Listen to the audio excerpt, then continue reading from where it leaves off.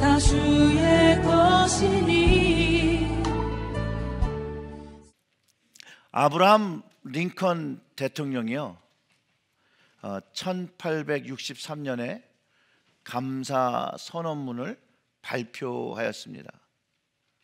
그 선언문의 한 부분을 여러분들에게 나눠 드리겠는데요, 이렇게 시작합니다. 우리는 최고로 선정된 하늘의 혜택을 받은 민족이다. 우리는 오랜 세월 보존되고 평화와 번영을 누려왔다.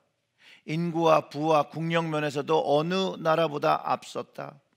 그러나 우리는 하나님을 잊어버렸다.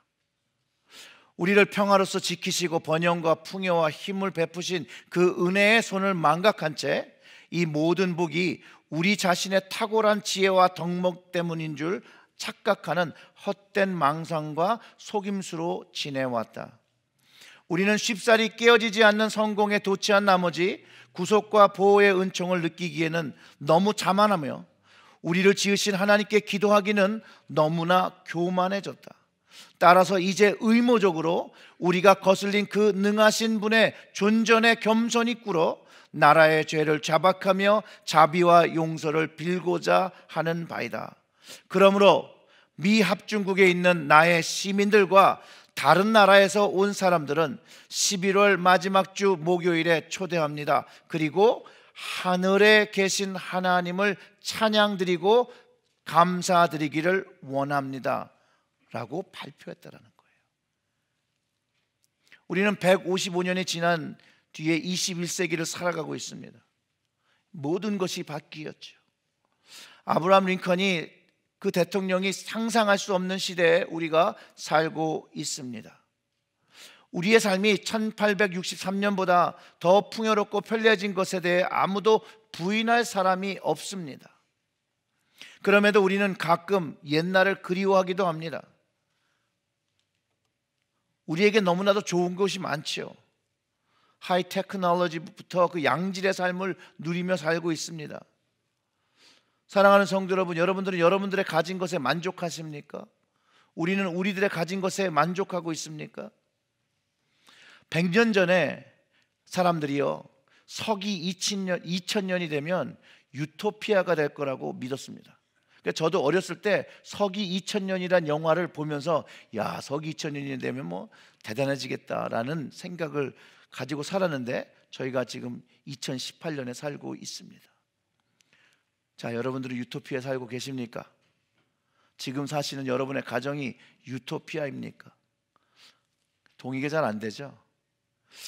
그 대신 우리는 또다시 미래에 다가올 다른 유토피아를 꿈꾸고 있습니다. 그런데 많은 것이 변했지만 변하지 않고 동일하게 진행되는 것들이 있습니다. 그것이 무엇이냐면 우리는 아직도 전쟁을 하고 있습니다. 많은 사람들과 아이들이 전쟁으로 죽습니다. 살기 위해서 다른 나라로 도망칩니다. 가난으로 생명을 잃어가고 기근으로 사람들이 죽어가고 있습니다. 수천 명이 일자리를 잃습니다. 여기저기에서 사람들의 걱정을 듣게 되는 것 바뀌지 않고 여전히 동일합니다. 또한 바뀌지 않는 것이 있는데 우린 계속해서 11월 마지막 주 목요일을 추수감사절로 기념합니다. 그런데 제가 질문 하나를 드리고 싶은 건 모든 미국에 있는 사람들이 11월 마지막 목요일을 우리 공급자 되시는 하늘에 계신 하나님께 감사드리고 찬양드리는 날로 보내고 있는지는 잘 모르겠습니다. 우리는 무엇에 감사하고 있습니까? 왜 감사절에 기념을 해야 됩니까? 추수감사절 식사를 위해 우리는 바쁜 시간을 보내죠. 그러나 이 시간에 그렇게 바쁘게만 보내서는 안 됩니다. 그 의미를 깨닫고 우리가 하는 일과 왜 하는 것과 왜 매년 하는 것에 대한 생각을 해야 된다는 것입니다. 물론 요즘은 땡스기빙이 되면 흩어졌던 가족들이 모이는 것이라고 이유라고 생각할 수 있지만 그것보다 더 큰 의미를 가지고 있습니다. 감사절은 하나님께 죄를 자백하는 기간입니다. 아브라함 링컨 대통령은 감사절에 대해 한 가지 명확한 이야기를 했습니다. 우리가 하나님을 잊어버리고 있었다라는 것입니다. 우리가 쉽사리 깨어지지 않는 성공에 도취한 나머지 우리를 구속하시고 보호하시고 은총을 주신 그 하나님을 기억하지 못하고 너무 자만하여 우리를 지으신 하나님께 기도하지 않았다라는 것이죠. 그래서 아브라함 링컨이 이렇게 얘기한 거죠. 이제 의무적으로 우리가 그 하나님께 겸손히 무릎 꿇고 죄를 자백하고 자비와 용서를 빌자고 얘기했던 것이 땡스기빙 선언문에 담겼던 내용입니다. 우리가 20일 동안 감사 새벽 부흥을 하면서 감사는 우리의 사명인 것을 확인하고 감사가 하나님의 뜻인 것을 다시 한번 새기면서 감사의 사람이 되기를 다짐했습니다. 골로새서 3장 15절부터 17절의 말씀을 보면 이렇습니다. 우리 다 같이 읽어보겠습니다. 그리스도의 평강이 너희 마음을 주장하게 하라. 너희는 평강을 위하여 한 몸으로 부르심을 받았나니 너희는 또한 감사하는 자가 되라. 그리스도의 말씀이 너희 속에 풍성히 거하여 모든 지혜로 피차 가르치며 권면하고 시와 찬송과 신령한 노래를 부르며 감사하는 마음으로 하나님을 찬양하고 또 무엇을 하든지 말에나 이래나 다 주 예수 이름으로 하고 그를 힘입어 하나님 아버지께 감사하라. 아멘. 이 말씀을 요약하면 감사하는 자가 되어 감사하는 마음으로 하나님께 감사하라는 부르심이 우리에게 있다라는 것이에요. 그것이 우리의 사명이라는 것이에요. 또한 바울은 데살로니가전서 5장 18절에서 이렇게 얘기합니다. 범사에 감사하라. 이것이 그리스도 예수 안에서 너희를 향하신 하나님의 뜻이니라 라고 선포하고 있다라는 것이에요. 그렇기 때문에 주님을 믿는 우리는요, 감사의 삶을 하나님께 드리고 살아야 되는 것이에요. 감사하라고 말로 고백하라는 것이 아니라 감사를 하나님께 드리라는 것이에요. 하나님께. 그 감사의 삶을 위해서 오늘 본문 말씀 에베소서 1장 15절부터 19절의 말씀이 말하는 것처럼 우리가 지혜와 계시를 가져 하나님을 더욱더 잘 알고 감사하는 삶을 소원하며 기도하며 오늘 이 말씀을 같이 읽어보기를 원합니다. 에베소서 15절부터 17절 우리 함께 읽어보겠습니다. 이로 말미암아 주 예수 안에서 너희 믿음과 모든 성도들을 향한 사랑을 나도 듣고 내가 기도할 때 기억하며 너희로 말미암아 감사하기를 그치지 아니하고 우리 주 예수 그리스도의 하나님 영광의 아버지께서 지혜와 계시의 영을 너희에게 주사 하나님을 알게 하시고. 아멘. 여기에 가장 중요한 말은 하나님을 알게 하신다는 거예요. 지혜와 계시가 하나님을 알게 하는데, 하나님을 안다라면 우리가 감사하지 않을 수가 없어요. 하나님을 알면 하나님을 경외하게 됩니다. 잠언 9장 10절의 말씀이 여호와를 경외하는 것이 지혜의 근본이요 거룩하신 자를 아는 것이 명철이라고 가르쳐주고 있을 때, 그 지혜를 위한 첫걸음이 우리의 삶 속에서 하나님을 인식하며 하나님을 알며 하나님을 경외하는 것이라는 거예요. 지혜의 영이 임하면 우리는 우리의 삶이 하나님과 떨어지면 안 된다는 것, 떨어져 살 수 없다는 것을 깨닫게 됩니다. 그리고 이것을 깨닫게 되면 그 떨어지지 않는 것이 그 하나님과의 사랑인 것을 경험하기 때문에 우리는 하나님께 감사하지 않을 수 없게 된다는 것이에요. 즉 지혜의 영이 임하면 내가 갖고 있는 그 모든 것들이, 내가 살아가고 있는 그 모든 환경이 하나님의 은혜임을 깨닫기에 하나님께 감사를 돌리게 된다는 것이에요. 그런데 우리의 삶 속에서는 우리가 감사하지 않는다는 것, 감사가 없는 삶을 살고 있음을 우리는 경험하게 된다는 것이에요. 우리가 살고 있는 사회는요, 우리 스스로의 자신에게 많은 가치를 줍니다. 그 우리의 표현 중에도 이런 얘기를 하는 거지. 무엇인가를 했을 때 내가 했다고 주장하고, 내가 이랬고, 내가 한 것이라고, 내가 기도했고, 내가 도와줬고, 우리가 나에 대한 관한 관심과 가치를 두면 둘수록 우리는 감사할 수가 없다는 거예요. 하나님께 감사할 수가 없다는 거예요. 왜냐하면 내가 무엇인가를 했기에 다른 사람들이 나에게 감사를 해야 되는 입장을 취하게 된다는 거예요. 왜냐하면 그 주어가 내가 했기 때문에. 근데 그 주어가 하나님으로 바뀌면 하나님이 하셨으니 누구에게 감사를 해야 되는 거예요? 하나님께 감사를 해야 되는 거죠. 그게 바뀌어야 되는 것이죠. 사람들이요, 극단적인 개인주의에 물들면 아주 위험한 생각들을 하게 됩니다. 어떤 사람들 중 그 이기적인 사람들이 이렇게 얘기를 해요. 내가 세금을 낸 돈으로 많은 사람들이 일을 한다라고. 그리고 그런 사람들을 자신보다 못하게 여기고, 요즘 잘 쓰는 말이죠, 소위 갑질하면서 사람들을 막 막대한다라는 거예요. 조종하려고 그런다. 경찰이라든지 EMS라든지 소방대라든지 코스트 가드라든지 자기의 소명을 가지고 열심히 일하는 사람들인데, 그들이 나를 섬기는 사람으로 아주 당연하게 여기는 사람들이 있다는 것이에요. 나를 중요하게 생각하는 사람들은 이런 사람들이 자신을 섬겨야 되고 그 서비스를 받는 것이 당연하다고 생각한다는 거예요. 워렌 위서비라는 분이 이런 문제를 이야기한 적이 있는데요. 그 에버스턴이라는 그 동네에 한 안전요원으로 일하는 학생에 대해서 이야기를 합니다. 이 배 한 척이 에버스턴 근처 미시간 그 호수에서 좌초했어요.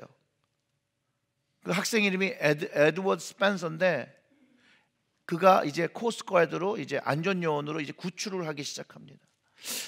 한 명씩 끌어내는데 17명의 승객을 구출할 때 추운 물 속에 계속해서 들어가야 되고, 한 사람 구할 때마다 그의 그 건강에 적신호가 오기 시작합니다. 숨이 가빠지고 정말로 사람들을 구할 때 이제 한순간에 정신을 잃어버렸습니다. 그리고 정신을 차리고 나니까 병원에서 깨어났는데, 그가 처음 한 말이 여러분 뭔지 아십니까? 그가 이렇게 얘기했다랍니다. Did I do my full duty? Did I do my best? 내가 최선을 다해서 내가 임무를 다 했어요? 내가 최선을 다해서 사람들을 다 구했습니까? 그는요, 그가 구하지 못한 사람들, 많은 사람의 그 죽음에 계속해서 힘들어하며 가슴 아파하며 살았다고 합니다. 그런데 그가 이 구조함으로 인해서 후유증을 가져서 이제 걸을 수 없게 됩니다. 그리고 휠체어에서 써야 되고, 그리고 그 구조로 인하여 그 데미지가 많이 나서 몇 년이 지난 주에 이 청년은 이제 하나님의 부르심을 받게 됩니다. 그리고 그의 장례식장에서 이제 한 사실을 알게 되는데, 이제 이 이야기는 그 병원에 있을 때 그 형제한테 이 에드워드 스펜서가 이야기했던 이야기를 이제 장례식에서 얘기한 거예요. 물론 그가 감사를 받고자 하지는 않았지만, 그날 자신이 구한 사람 중에 단 한 사람도 그에게 감사하다라고 하지 않았다는 거예요. 왜 사람들이 그에게 자기의 생명을 구해준 그 사람에게, 그래서 자기의 생명을 구하다 이렇게 환자가 되어지고 장애를 얻은 사람에게 감사를 하지 않은 이유가 여러분 뭐라고 생각합니까? 그들은요, 그가 당연히 해야 될 일을 했다라고 생각했기 때문입니다. 그렇기 때문에 감사가 없는 거예요. 자기 중심에 갇혀 있기 때문에, 나 중심에 갇혀 있기 때문에 감사가 없었다는 것이에요. 여러분, 이게 이해가 되십니까?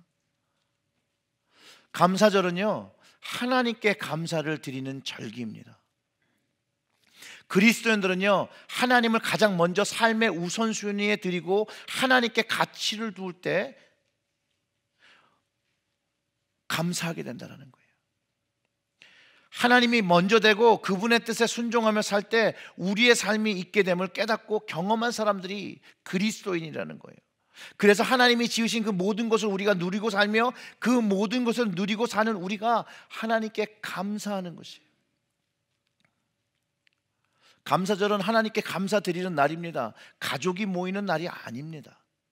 그냥 휴일이 아닙니다. 그 다음날 물건 싸게 사는 날이 아닙니다. 사랑하는 성도 여러분, 하나님께서 사랑하는 사람들과 함께 살고 있음을 깨달을 때 우리는 감사를 드리게 되는 것입니다.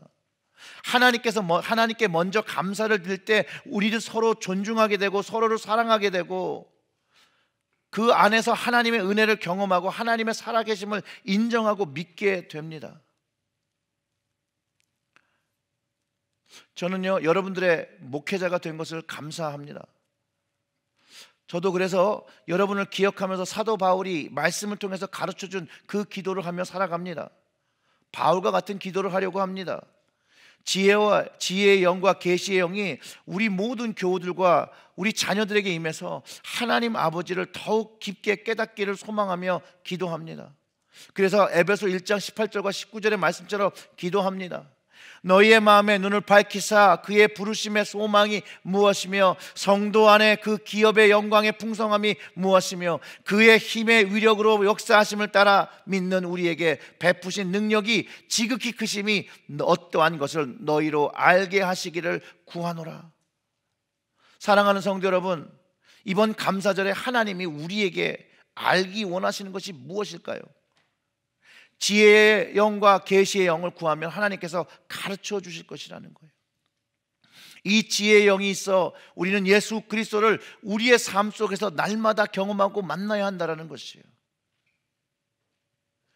그리고 주님이 굶주릴 때 먹여야 하고 계시의 영을 가져 우리의 삶 속에서 주님을 체험하며 감사를 드려야 된다는 것이에요. 왜 그런 이야기한 거 기억나시죠? 주님이 굶주릴 때 먹이고 입힌 것이 한 소자에게 물 한 그릇 준 것이라고 얘기했던 주님을 기억해야 합니다. 하나님께서 우리에게 먹을 양식과 가정과 모든 것을 공급하셨음을 기억해야 합니다. 그렇기 때문에 감사를 올려드려야 합니다. 하나님의 사랑하는 사람들 중에 굶주리고 배고프고 어려운 사람이 있음을 기억해야 합니다. 주님의 지혜와 계시를 받아 주님의 사랑이 우리의 손과 발을 통해 세상에 전해져야 한다는 것이에요. 그래서 감사절은요, 하나님께서 사랑하시는 사람을 돌보는 기간이기도 합니다. 그것이 내 가족이 될 수도 있고요, 그것이 내 이웃이 될 수도 있고요, 또 지혜의 영이 주시는 또 어려운 사람, 나에게 감동 주셔서 내가 돕기를 원하는 그 마음을 주시는 그런 사람일 수 있습니다. 바울이 기도한 것처럼 우리가 마음의 문을 열어 이 감사의 절기에 섬겨야 할 사람들을 또 보내주실 수도 있는 것이죠. 성령께서는 그들을 우리에게 먹이고 입히라고 하실지도 모릅니다. 하나님이 함께 하시니 어려워하거나 두려워하지 마십시오. 우리는 주님이 함께 계십니다. 희망 되신 주님께서 능력을 주십니다. 그리고 세상을 이기게 하십니다. 우리의 삶은 물론 어려움 속에 있을지라도 주님이 우리의 삶에 계심으로 인하여 우리는 여전히 감사하며 살아갈 수 있습니다. 사랑하는 성도 여러분, 그리스도인들은 소망이 있고 빛이신 주님과 함께 있습니다. 주님이 그 빛의 역할을 하라고 하셨습니다. 여러분들은 빛을 밝혀야 됩니다. 우리들은 빛을 밝혀야 됩니다. 그리고 아직도 그리스도를 몰라 어둠 속에서 고통당하며 절망하는 영혼들을 위하여 헌신해야 합니다. 그리스도 안에 있는 희망을 나누는 여러분과 제가 되어야 합니다. 하나님의 백성과 나라를 위하여 우리는 이 감사절기에 무엇을 할 수 있겠습니까? 저는 우리 교회가 어떻게 하면 우리 주변에 어려움 당하는 사람을 도와주고 어떻게 도와야 줄지를 기도해보는 그런 감사의 절기가 여러분 되보시기를 주님의 이름으로 축원합니다. 그래서 사실은 이번 연합예배 후에 우리가 그 Rise Against Hunger라는 그런 사역을 하게 됩니다. 이 땅에서 먹지 못하는 가정들을 생각하며 기도하며 그들을 위하여 음식을 준비해서 우리가 만끼를 준비해서 이제 보내게 될 텐데, 이런 사역에 여러분들도 동참하시고 참여하지 않으시더라도 기도해 주시고, 또 여러분 주변에 어려운 분들이 있다면 좀 찾아가셔서 위로하시고 기도해 주시고, 또 하나님과 함께 하나님께 드리는 감사의 예배를 그분들과 함께 드리시기를 주님의 이름으로 축원합니다.